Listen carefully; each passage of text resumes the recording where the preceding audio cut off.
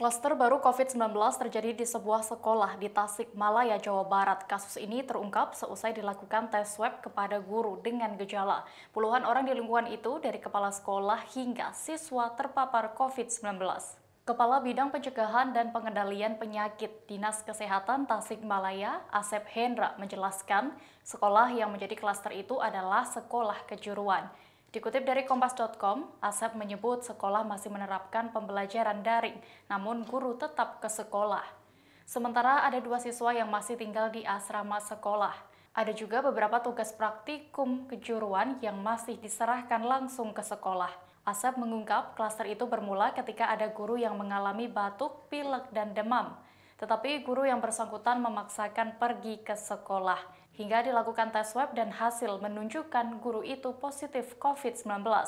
Tracing langsung dilakukan terhadap orang-orang yang berkontak erat dengannya. Hasilnya, 20 orang di lingkungan sekolah itu ternyata juga positif COVID-19, kebanyakan tanpa gejala.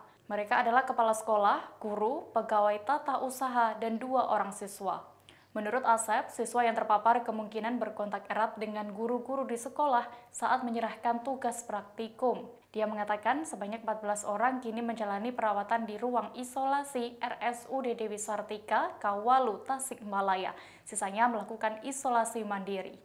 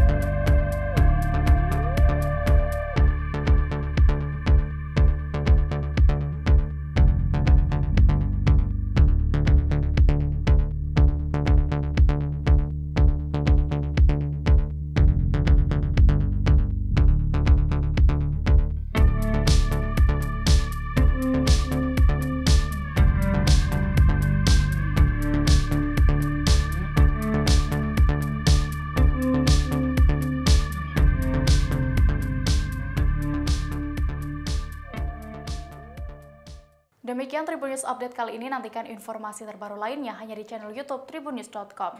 Terima kasih sudah nonton, jangan lupa like, subscribe, dan share ya!